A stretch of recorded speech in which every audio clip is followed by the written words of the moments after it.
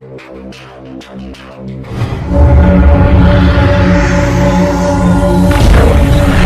mana sahaja anda dapat hidup, ianya adalah kesan wujud.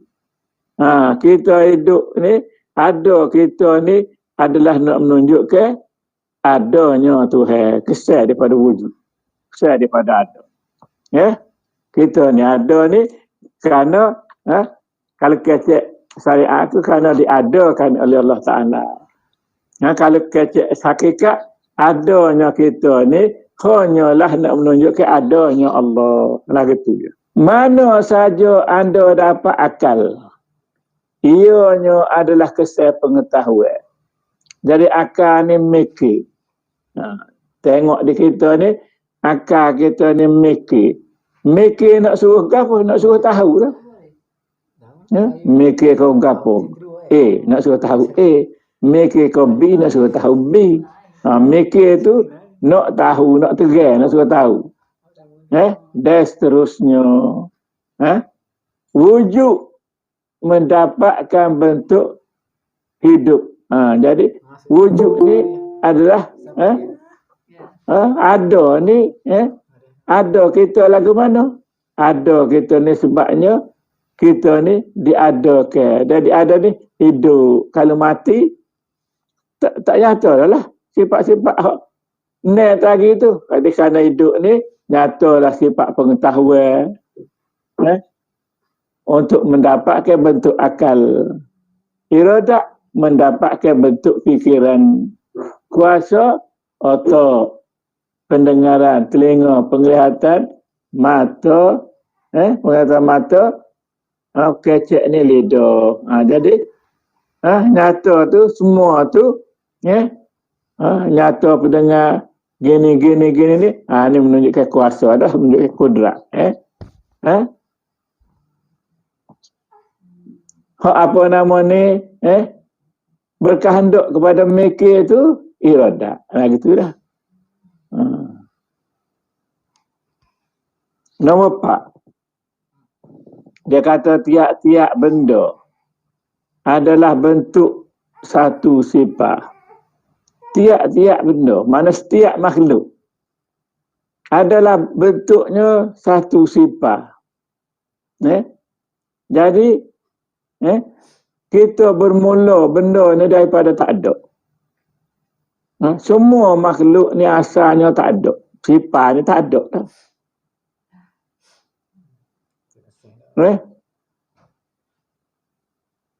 Situ sifat dia kata sifat betul juga.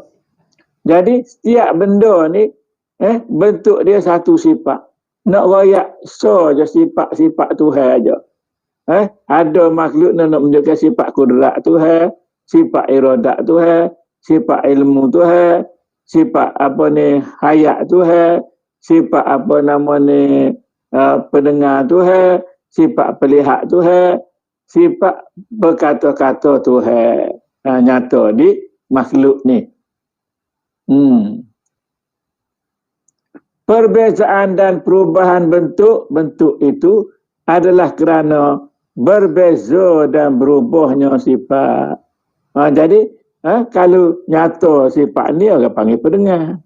Nyata sifat ni orang panggil misalnya berkata. Jadi berubah tu kerana berubah sifat tadi. Kalau nyata kecek ke, orang panggil kalah.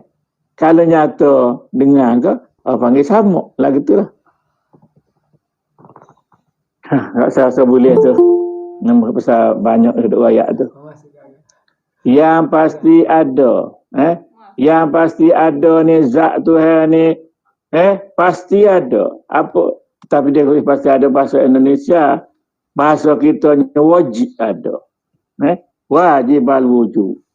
Wajib ada mana tentu dah ada. Tidak tak ada dah. Dan yang tersembunyi dalam ghaib. Makna wujud dia tu, ada dia tu, diri dia tu, tersembunyi. Apa? Sebab kita tengok pun tak nampak. Yang kita nampak, yang kita retinya sifat saja. Kita reti dah. Tengok, macam dengar. Kita tahulah dengar ni sama. Sama ni sifat Tuhan. Dan sifat Tuhan ni tak boleh bercerah tangga daripada zat Tuhan. Dia melazimi di zat. Lagu tu. Sebab sifat ni tidak boleh berdiri sendiri. Dia mesti menopel di zat. Setiap sifat mesti menopel di zat. Tengok kita lah. Kita kata sifat kita. Sifat kita ni dalam kitab dia panggil arad. Arad ni khusus sifat kita makhluk. Apabila sifat kita makhluk, maka sifat kita ni duduk pada diri kita. Misalnya lah kita kata nak tengok warna. Kita ni orang putih ke, orang hitam ke. Itu nak tengok warna. Jadi putih hitam tu pada diri kita. Jadi kita nampak diri kita tu sebenarnya nampak warna. Nampak sifat lah. Sifat kita. Nampak tu nampak sifat. Bukan nampak diri kita. Nampak tu sifat. Bila lah setahun, 2 tahun, berjuta tahun pun kita hanya menyatakan sifat saja. Bukan nak menyatakan diri kita dah. Tetapi diri kita tu jatuh. Apa? Sebab sifat tu tak menyatakan diri kita lah. Misalnya. Begitu juga Tuhan. Sifat Tuhan tak menyatakan diri Tuhan. Mana kalau kita nyata tengok sifat Tuhan, nyatalah tengok diri Tuhan. Tapi kalau kita kecek gitu, marah dia orang-orang syariat ni. Sebab dia ngaji tak sampai situ. Dia ngaji tidak sampai kepada bahawa sifat ni hanyalah melazimi di zat. Kita nampak sifat ni lah. Kadang-kadang kita kata zat. Apabila kita nampak sifat kita kata zat, hak ni lah wujudnya kumpulan tak semaya.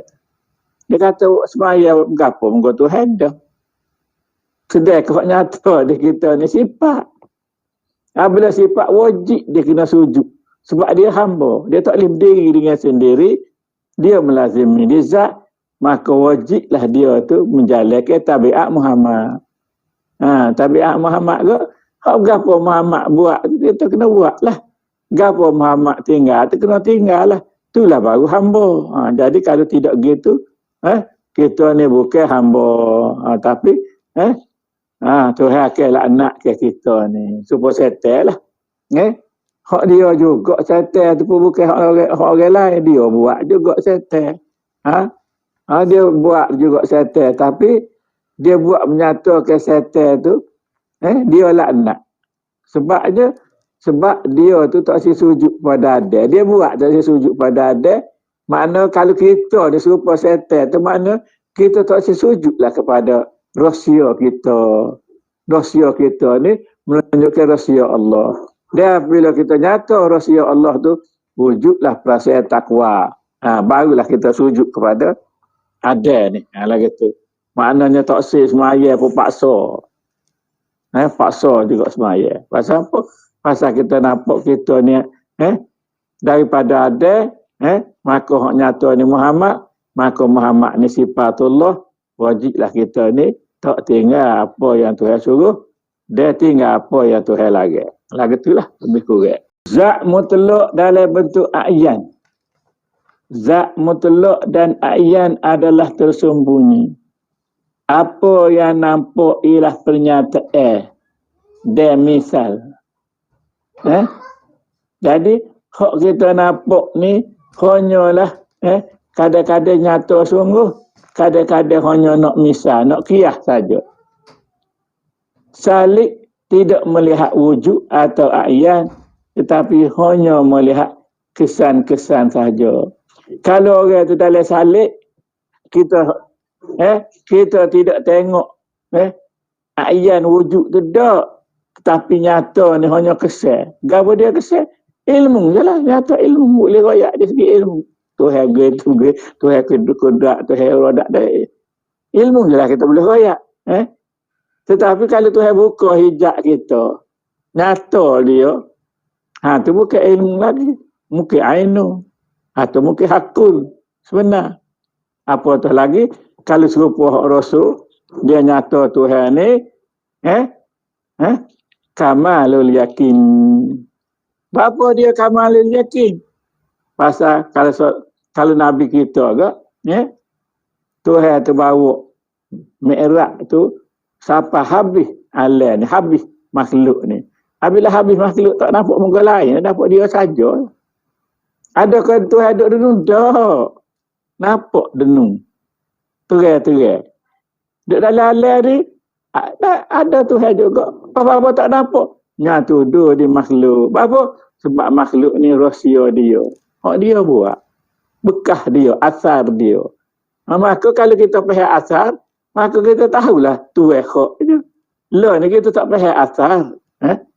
Kalau orang tak ngaji tasawuf, dia tak faham asar. Dia ingat asar ni, yang lain. Dia tengok tahi gajah tu, dia ingat tidak gajah. Dia ingat ke tahi gajah tu adalah tahi rimau. Itu tak boleh. Tahi gajah menunjukkan adanya gajah. Tengok pada makhluk ni, menyatakan Tuhan. Lah gitu ya. Gitu. Misal lah gitu. Nombor ni, kita tidak mengetahui zat Allah itu sendiri kerana ia adalah ghaib mutlak. Hak kita duk kelih, orang kata nyata Tuhan, nyata Tuhan. Bukan nyata zat Tuhan. Tidak terjangkau oleh zat. Tidak mana dengan kita nak mikir, dengan kita nak zat tu tak sapa. Dengan perasaan tak sapa. Dengan fikiran khayalan dan ilmu kita tak sapa. Hak sapa lagu mana? Apabila Tuhan buka hijab pada kita, sapalah. Sini dia tak royak hak tu. Dia tak royak. Hak kita sapa, jika Tuhan buka, Tuhan izin kepada kita, nyatalah dia. Mungkin hijab dia belaka. Tapi hak tu dia tak royak. Sini dia hanya royak. Dengan mikir tak sapa. Dengan hak ilmu kita belajar tak sapa. Tak sapa belaka. Perasaan kau zauk kau tak sapa. Kau dengan khoya pun tak sapa. Jadi tak sapa belaka. Jadi hak sapanya bila Tuhan buka kepada kita, maka di situlah kita kita akan nyata jelas Tuhan tu. Tetapi situlah baru kita tahu bahawa ya nyata, ya kelih tu tidak kita. Ya kenal tu tidak kita. Sebab apa? Sebab Tuhan kata ta'araf tu Rabbi bi Rabbi. Ya kenal tu dia dah bukan kita. Lah gitulah. Ni kena bicara banyaklah. Tapi tak ada arah lah kitab ni dia bermula daripada atas dulu. Dia bermula daripada atas dulu. Ingat, kita ngaji sepatut daripada bawah. Kalau daripada bawah, kalau daripada bawah, katalah. Sebab sini dia kaji alam. Alam ni hak bawah sekali, alam insan. Lepas tu baru alam ajsam, lepas tu alam misa, lepas tu alam arwah, lepas tu alam malakut, lepas tu alam jabarut, lepas tu alam lahut. Jadi tu 7 alam. Tetapi hak dia mula ni, dia mula secara ilmu. Sebab ilmu dia bermula daripada alam insan ataupun musyahadah, lepas tu alam ajsam, alam misa, alam ruh, alam wahidiyah, alam wahdah, alam ahdiyah. Jadi itu secara ilmu. Tadi secara alam. Lepas tu secara ilmu. Jadi secara ilmunya dia bermula daripada musyahadah, ajsam, misal, ruh, wahidiyah, wahdah dan lahut tu lahut ahdiyah. Jadi itu mengikut cara ilmu. Jadi mengikut cara ilmu lah gitu. Mengikut cara alam, tadilah. Alam jabarut, alam malakut lah gitu. Lagi. Jadi jangan kelirulah dengan nama tu. Nama tu macam-macam lah. Tapi Tuhan nak rakyat kita benda tu benda tulur. Benda sama je. Tapi nyata ikut ilmu lain. Nyata ikut alat tu lain. Sebut tanya namanya saja. Diri tu serupa je. Lah gitu. Jadi ingat Tuhan ni tak boleh dengan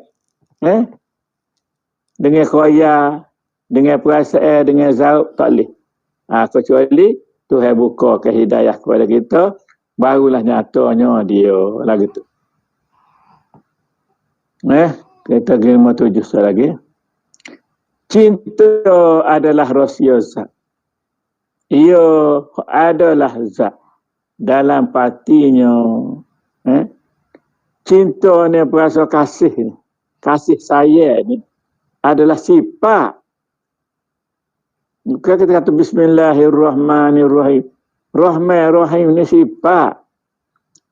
Tetapi sifat pun rahsia kepada zat. Menunjukkan Tuhan tu. Tuhan telah bersifat dengan Rahman, bersifat dengan Rahim. Bukan sifat tu. Boleh. Bukanlah sifat tu boleh bersifat. Bukanlah sifat tu boleh nak menyatakan sifat. Cuma sifat tu hanyalah nak menyatakan Tuhan. Lagi tu. Dia kata, zatnya dalam pati, dalam essence. Maknanya, kalau ibarat benda gula agak perasa telah zatnya. Jadi, kalau dalam ni maknanya, nak nyatakan zat, kata zat pelihat. Ada sifat lihat juga, nak menyatakan Tuhan telah sebagai pelihat je. Lagi tu. Nak menyatakan sifat, mutakallimun, maka hak nyatanya kalah lah. Sebab kalah telah menunjukkan mutakallimun, kalah tu sifat. Mutakallimun tu diri dia lah, zat lah. Lagu tu. Ianya tidak dinyatakan kepada sesiapa pun, walaupun nabi-nabi, wali-wali Allah. Zat ni tidak nyata berlaku kepada semua rasul, kepada semua manusia, kecuali Muhammad. Sini dia tak wayak, kecuali tu. Hak lain tak nyata berlaku. Hak nyatanya Muhammad. Kalau secara syariat agak, ketika dia Mi'raj, Isra' Mi'raj, ketika Mi'raj tu dia naik kepada atas pada Sidratul Muntaha tu, nyatalah Allah Subhanahu Wa Ta'ala. Walaupun nyata klik tak boleh royak juga. Hak royak tu sifat dia, af'al dia aja. Diri tak boleh royak juga sebab Tuhan ni laisa kamitslihi syai'. Dia tak serupa. Tak serupa nak banding guna. Hak banding boleh banding dah bila seakil-akil. Hak boleh royak je begini tak? Kalau Tuhan tu kuasa, kita ni lemah jelah. Tu je boleh royak je. Benda lain tu, benda lawan dia. Kalau kita kata Tuhan ni berkehendak, kita ni tak tahu berapa satu. Tak ada, kosong. Tak tahu berapa satu. Berkehendak tu, Tuhan. Alah gitulah.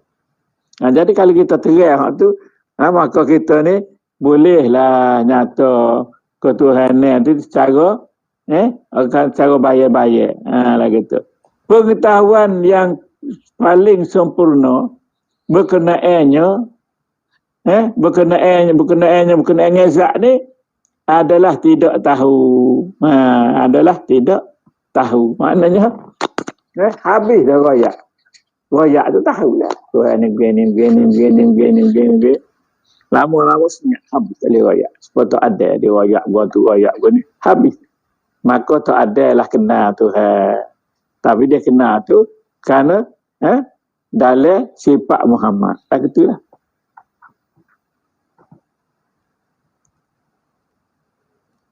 Jadi sebab itulah dalam kitab Usuluddin nak kata dia Abu Bakar, selagi kita boleh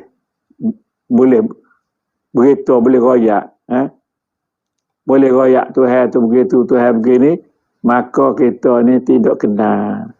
Apabila tak boleh royak dah, tak tahu dah nak royak, maka itulah sebenar-benar kenal. Tapi Tok Guru kita dia terjemah lagu lain. Dia terjemahnya bahawa Tuhan ni, zat Tuhan ni orang tak boleh royak telah betul dia kenal Tuhan. Jadi kalau tanya Tuhan ni bersifat dengan apa, tak tahu, amat tak tahu. Orang ni kenal lah. Tu tanggapan orang awal hak salah. Sedang ke sini dia nak royak habis tu royak gini Tuhan begini. Habis dah setahun, 2 tahun, berjuta-juta tahun dia royak. Lalu tak boleh royak. Habis tu royak tu. Habis royak tu, Itulah menunjukkan kenal. Itu maksud dia. Dia tidak terkandung di dalam pengetahuan ataupun dalam wahyu. Jadi Tuhan ni dia royak ke rasul-rasul, nabi-nabi. Dia tak royak dari wahyu. Zat ni. Macam Nabi Muhammad dia bawa sendiri. Nabi tu pergi tengok. Lagi tu. Tapi hok bawa dia tak nyata dia juga. Nyata borok, nyata malaikat Jibril. Bila sampai di Sidratul Muntaha tu, boroknya kena tambah di Baitul Laham ni lagi, di bumi ni lagi. Lepas tu Jibril bawa tu hanya sampai kepada Sidratul Muntaha. Nak naik lagi tak boleh dah. Atas nama Jibril tak boleh. Hak bolehnya atas nama Muhammad. Atas nama Muhammad sebab apa? Sebab dia tu nak menyatakan zat. Maka dia bolehlah naik lagi. Bila jumpa dengan Tuhan tu, gapo dia kata? Kok kita dah baca tahiyat tu lah. At-tahiyatul mubarakatus salawatut thayyibatu lillah. Pas nak Tuhan jawab, Assalamualaikum ayyuhan nabiyyu wa rahmatullahi wa barakatuh. Kemudian Nabi dan serta alam ni, seluruh alam ni jawabnya, Assalamualaikum wa ala ibadillahi sholihin. Jadi ingatlah juga kami-kami ni orang soleh ni. Jadi amalan dah, jadi rukun kita dalam semaya. Hak perbualan antara Nabi dengan Allah Subhanahu wa Ta'ala tu.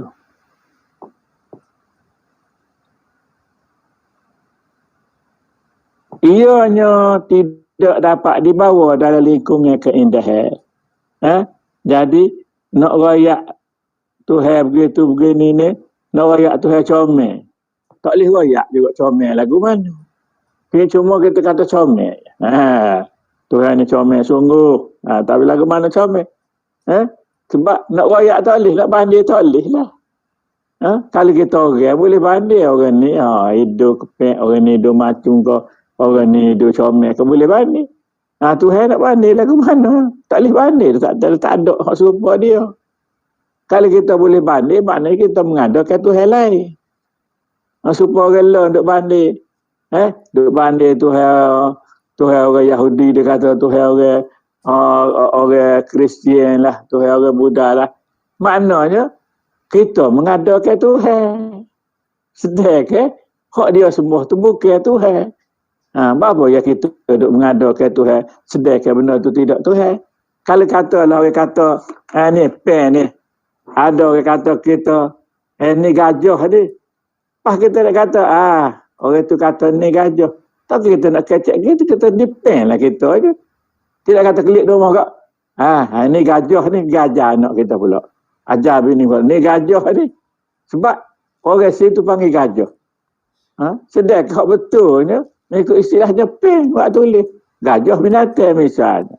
Apa gitu-gitu perkata orang yang sesat. Atau tak kena tak betul, misal lah tu. Itu kena mikirlah tu. Apa yang dapat oleh pecinta-pecinta Allah dan sufi di dalam makrifat mereka adalah tidak lebih daripada pernyataan dan misal saja. Jadi kalau kita kenal Tuhan ni, hanyalah dengan pengetahuan yang cetek, yang sedikit ya. Anugerah Tuhan nak menyatakan dia tu, atau nyata di kita ni sikit sangat. Ibaratnya kalau api ke 40 watt jatuh di bu. Hak jatuh 40 watt ni lah nak suruh kena elektrik tu misalnya.